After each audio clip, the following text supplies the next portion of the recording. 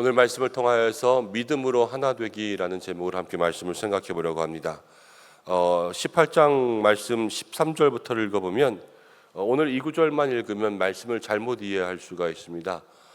성경은 전체를 좀 보면서 그 한 부분만 가지고 해석하는 것이 아니라 전체적인 맥락 안에서 이 부분이 어떤 역할을 하고 있나 이것들을 봐야 돼요. 왜 그러냐면 히스기야가 이제 왕이 되었습니다. 어제도 이승찬 목사님 설교하셨지만 아하스의 아들이 히스기야인데 아하스는 이스라엘의 악한 왕 중에 하나였단 말이에요. 그 아들이 히스기야였습니다. 왕이 되었습니다. 왕이 되면 좋을까요? 안 좋을까요?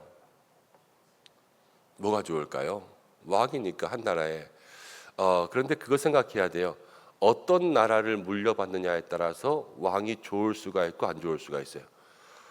좋은 나라를 물려받으면 왕은 편안할 수 있지만 그 아버지가 나라를 다 말아먹은 그 나라를 물려받으면 왕은 되자마자 고생이거든요. 그런데 아하스는 악한 길로 떠났기 때문에 하나님께서 그 나라를 심판하고 치셨어요. 그걸 물려받은 거예요, 히스기야가. 그러니까 이 히스기야는 사실은 부담이에요. 이 나라를 맡자마자 너무 고생스러운 거예요. 해야 될 일이 너무 많아요. 지금 정치적인 것, 또 외교적인 것, 이 국방에 대한 것, 그리고 백성들의 영적인 문제까지 지금 영육이 다 피폐해져 있는 그 나라를 물려받아서 제일 처음 한 게 뭐냐면 이 종교 개혁을 단행했잖아요. 그래서 이스라엘의 수건 사업이죠. 누구도 하지 못했었는데 산당을 다 없애면서 완전히 종교 개혁을 일으켰습니다. 그리고 하나님과 동행했습니다. 그게 어저께 나온 말씀이에요. 하나님과 동행했는데 오늘 말씀을 보면은 아수르에게 조공을 다시 바칩니다. 그러니까 성전에 있는 것까지 다 긁어가지고 거기에 막 바치니까 야, 사람이 또 변했어? 이렇게 생각할 수 있지만 이 말씀 이제 뒤에 19장, 20장까지 계속 가면 히스기야는 믿음 가운데 있었던 행동이라는 것을 볼 수 있게 돼요. 그러니까 여러분들 사람을 볼 때도 사람을 하나만 가지고 판단하면 안 돼요. 그 사람의 전체를 보고 좀 판단해야지 이거 하나 이렇게 했다고 이 사람 실력 없네 그게 아니고 이 전체 가운데 아니면 이거 하나 이렇게 했다고 이 사람 성격이 이렇네 이렇게 말할 수 있는 것도 아니라는 거죠. 근데 우리는 너무 전체를 보고 판단하고 그 속에서 여기에는 이렇게 보이지만 뭔가 말 못할 이유가 있지 이런 것들에 대한 것들은 고민하지 않고요. 사람을 초 단위로 쪼개서 봐요. 그래서 지금은 요랬어 저랬어 이러니까는 그걸 잘못 볼 때가 많은 거예요. 근데 먼저는 큰 거를 보고 큰 거 안에서 이제 그것들을 해석하기 시작하면 다 모든 게 맞아떨어지는 거죠. 그런데 조그만 거부터 보고 큰 거를 보기 시작하면 이게 안 맞아떨어져요. 그래서 모든 사람, 사건들 볼 때 교회 안에서도 마찬가지입니다. 우리 교회 안에서 일어나는 모든 하나님의 역사의 은혜들을 볼 때도 여러분 늘 큰 그림을 보고 그 속에서 무엇인가 작은 것들을 해석할 수 있는 그러한 눈들을 또 키우시기를 바랍니다. 자, 그런데 아수르에게 조공을 바치면서 사실은 할 수 있는 것들을 다 해보는 거예요. 왜냐하면 아수르 왕 사렙이 그 당시에 최대한 강국이었는데 히스기야가 종교개혁을 하면서 이제 하나님만 믿고 의지한다 그러면서 아수르의 그동안 아버지가 바치던 조공을 다 끊었거든요. 조공을 다 끊었으니까 아수르 입장에서 화가 나죠. 그래서 모든 대군을 끌고 예루살렘을 치러 온 거예요. 치러 와서 여기까지 왔으니까 먼저는 이제 그들이 원하는 금 이거를 다 줘서 보내야 되겠다. 그래서 그것들을 긁어서 이렇게 다 보냅니다. 보내려는 거였어요. 그런데 이 아수르가 그렇게 하지 않고 계속해서 이스라엘을 위협하고 그럴 때 이제 히스기야는 18장 하반절 19장으로 가면서 하나님 앞에 엎드리고 히스기야 때의 중요한 선지자 나오거든요. 이사야 선지자와 함께 기도함으로 모든 이 전쟁의 역사들을 하나님 의지하여서 이기는 것을 보게 돼요. 그러니까 이거는 지금 처음에 아수르가 왔을 때 그 위협의 상황들을 이야기하는 것뿐 하나님께서 이기게 하시는 이 큰 전쟁의 역사 가운데 있다는 거예요. 그래서 히스기야는 믿음이 변한 것이 아니라 여전히 믿음 가운데 있는 모습이다라는 것을 생각할 수가 있죠.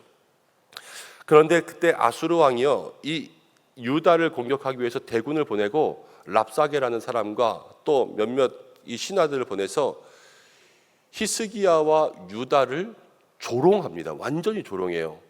그래서 너희가 지금 아수르에게 조공을 끊었어? 뭘 믿고 설치는 거야? 하나님 믿고 설친다고? 웃기고 있네. 그러면서 이 신하가 와서 아예 대놓고 유다의 왕에게 이 말 전해봐. 그러면서 너희들이 나와서 나랑 한번 붙어보자. 한 사람이라도 나와서 나랑 붙으면 내가 너희들에게 뭐 말도 2,000마리 주고 내가 니네들 해달라는 거 다 해줄게. 용기 있어 한번 나와서 싸워보자. 이렇게 이야기하고 하나님에 대해서도 모독합니다.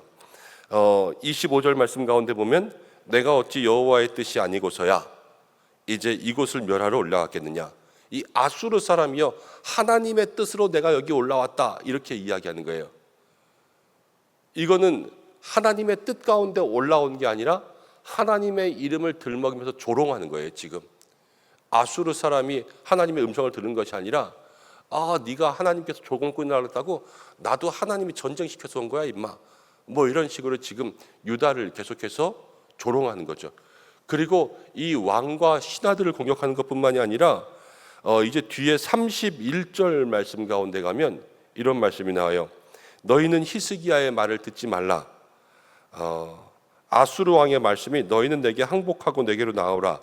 그리하고 너희는 각각 그의 포도와 무화과를 먹고 또한 각각 자기의 우물을 마시라. 그러니까 히스기야 왕의 말을 듣지 말고 아수르에게 나와서 항복하면 그러면 먹고 살 수 있게 아주 풍족하게 해줄 테니까 다 여기 와서 아수르에게 항복하라 이렇게 이야기했어요. 지금 아수르의 신하들이 와가지고 남유다의 왕과 모든 백성들이 듣는 앞에서 하나님을 비방했고요. 그 다음 사람들에게 나와서 싸울 수 있으면 싸워봐. 한번 이기면은 내가 인정해 줄게. 이렇게 그들을 조롱하고 무시했고요. 그리고 모든 백성들에게 아수르 왕에게 나와서 항복해야지만 행복하다. 이것을 얘기하고 아예 대놓고 이 남유다 방송을 막 계속한 거죠. 그런데 여기서 새로운 일이 일어나요. 이 모든 것들을 남유다 백성들이 다 들었어요. 근데 36절 말씀 가운데 이제 내일 나오는 본문인데 36절 말씀 가운데 이렇게 나옵니다. 그러나 백성이 잠잠하고 한마디도 그에게 대답하지 아니하니 이는 왕의 명령에 대답하지 말라 하였습니다. 이 백성들이 이 아수르의 요동 앞에서 한마디도 하지 않고 입을 꼭 다물고 가만히 있어요. 그런데 왜 그랬냐? 히스기야 왕이 한마디도 하지 마. 여기에 반응하고 대꾸할 필요도 없어. 그러면서 그렇게 한 거예요. 누가 와서 막 시비를 걸어요. 그런데 이렇게 가족들이나 누가 있다가 친구가 있다가 여기다 막 시비 거는데 얘도 욱할 수 있잖아요. 근데 옆에 있는 사람이 아니야 가만히 있어. 한마디도 하지 마. 그냥 참고 있어. 이렇게 하니까 그 화가 나고 또 때로는 마음의 조롱과 빈정상함 이런 것들을 느낄 수 있는 상황에서도 백성이 꾹 참고 한마디도 얘기하지 않습니다. 이게 종교개혁의 결과라는 거예요. 이런 모습들이 또 있었는데 언제 있었냐면 다윗 때에 있었는데 블레셋의 골리앗이 와가지고요 이스라엘 백성들을 모욕합니다. 이스라엘 모든 군사를 모욕하고 하나님을 믿는 사람들을 모욕하고 나와서 나랑 싸우자 그러면서 이스라엘 백성들에게 막 이렇게 공격하고 비난할 때 한 사람도 말하지 못해요. 그때는 왜냐하면 무서워서 말하지 못했어요. 근데 그때 누가 가서 싸웠냐? 소년 다윗이 가서 싸워서 이겼지요. 지금도 이 아수르의 왕이 와서 모든 유다의 백성들을 다 무섭게 두렵게 하고 있는데 지금은 무섭고 두려워서 한마디도 못하는 것이 아니라 히스기야를 믿고 있기 때문에 한마디도 안 하는 거예요. 이 왕을 믿고 있으니까 한마디도 하지 마. 이 이야기 가운데 모든 백성이 그 왕의 말에 똘똘 뭉쳐 있는 거죠. 이거는 지금 무서워하고 있는 것이 아니라 참고 있는 거예요. 그런데 왜 참고 있냐? 어떻게 할지 이제 이 뒤에 가서는 또 나오겠죠. 근데 이 히스기야 왕의 믿음의 모습 가운데 백성들이 그 말을 듣기 시작한 거예요.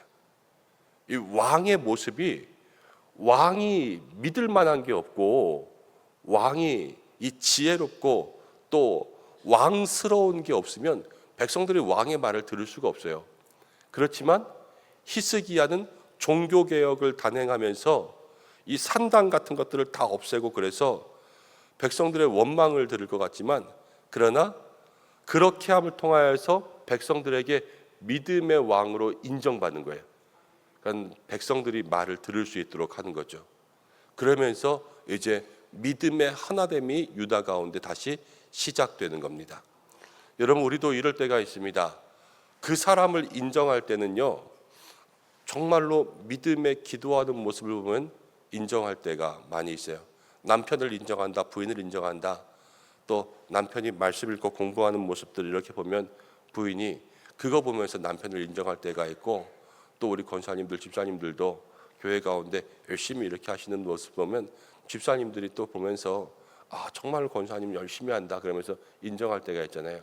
이 히스기야가 백성 가운데 그렇게 또 인정받으면서 모든 백성의 마음들을 이끌어가는 것, 이 영적 리더십, 믿음의 리더십이죠.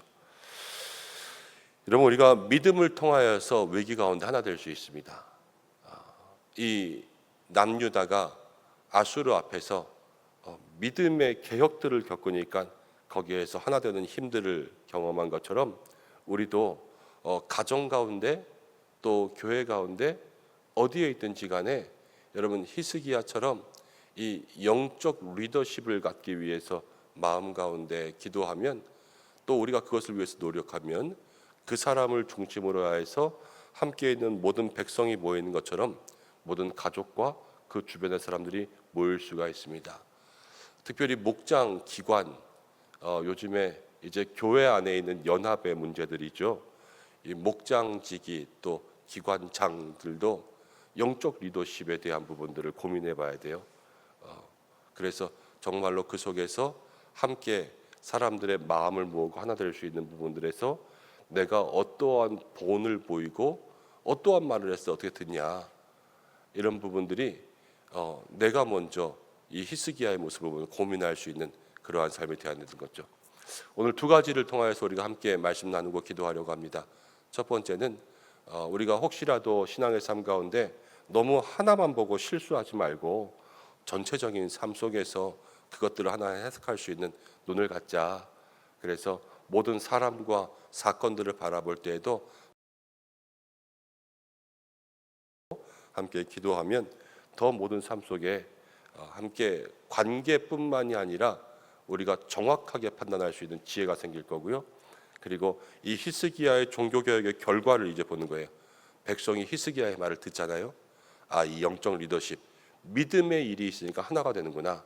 이것들을 생각하면서 우리의 가정도 믿음으로 하나 되고 교회도 믿음으로 하나 되고 우리 모든 삶에도 영적 리더십이 있게 인도해 달라고 기도할 수 있는 우리가 되기를 바랍니다. 기도하겠습니다. 하나님 아버지, 고맙고 감사합니다. 오늘 말씀을 통하여서 함께 기도의 제목 나눕니다. 우리 모든 성도들 붙들어 주시고 간구하는 것 응답되는 삶이 되게 하여 주시옵소서.